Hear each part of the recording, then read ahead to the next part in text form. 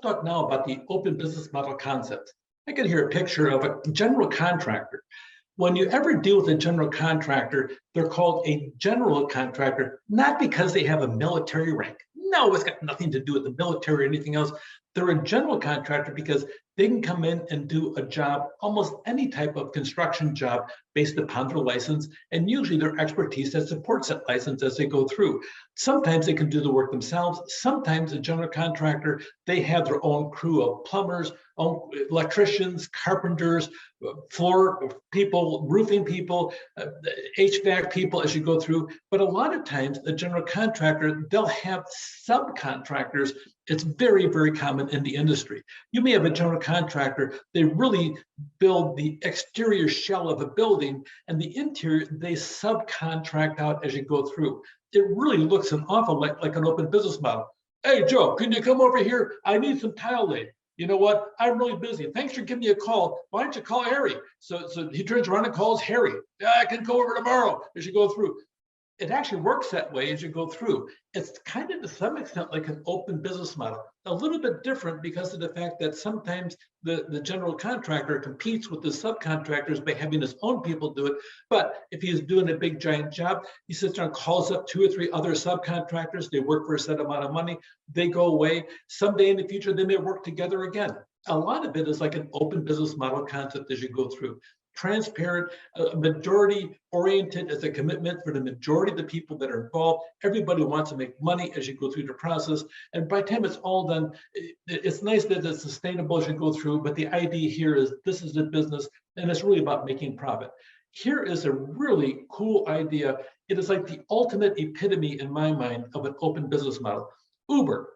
Uber by itself, yes, it's a rideshare company as you go through. The business model itself is spectacular.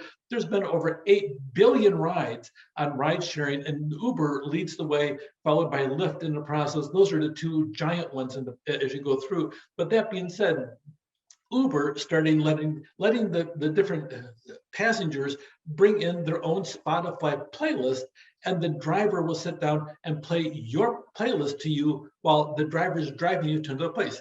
I got into a car one time, and the driver turned to me and says, "You got your Spotify playlist you want me to play?" I said, "Huh?" I didn't have a Spotify playlist at the time and everything else, and it didn't dawn on me till after you dropped me off that I could have pulled my phone out and put mine on there as you go through. That being said, as a passenger, that's kind of cool. I get to hear music I like. The Uber driver has a passenger who might be happier and tip more in the process. Uber draws more fares as you go through. Spotify gains access to a wider customer base, and there's no competition. Uber wins by drawing more riders. Spotify wins by having their app being so cool, you can actually play it in your own Uber vehicle as you go through, and they sold more premium subscriptions as you go through. The rider wins because of the fact they enjoy listening to music, because a lot of times when you're using these vehicles, sometimes there's some stress involved if you're traveling out of town as you go through. So all of a sudden now you get the comfort of your own music. The driver likes it because he gets a bigger tip, or she gets a bigger tip in the process. It really is the ultimate open business model. Uber and Spotify are not competing against each other. They're actually separate as you go through. Really keep in mind the aspect of SAP. They have 3,000 different people that work with them in the process of developing new software. They really work in the aspect. It really is another example of the open business model concept that's being used on a regular basis. We're creating value, and the greater the value they capture, the firm's key asset, resource, or the position, it really helps the firm's own operations and their partners' operations, especially when they combine. You start having some cross-meshing between the 2 different groups of clientele as you go through, and they both improve as you go through. To some extent, is it like a joint venture? Well, a joint venture is a business arrangement where 2 or more parties, they agree to pool the resources for a task as they go through. A lot of times it is highly formal. There's a lot of written contracts as you go through. Okay, each partner, they get their own profits, their own losses and costs associated with it. So it really is a specific carved out thing. So not quite the open business model, too much independence of your own as you go through. Is it a strategic alliance?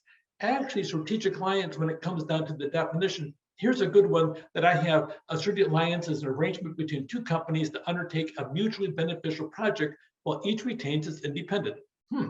It sounds like open business model. Let me continue reading. I know, I hate when people read to me too. The agreement is less complex and less binding than a joint venture in which two businesses pool resources to create a separate business entity.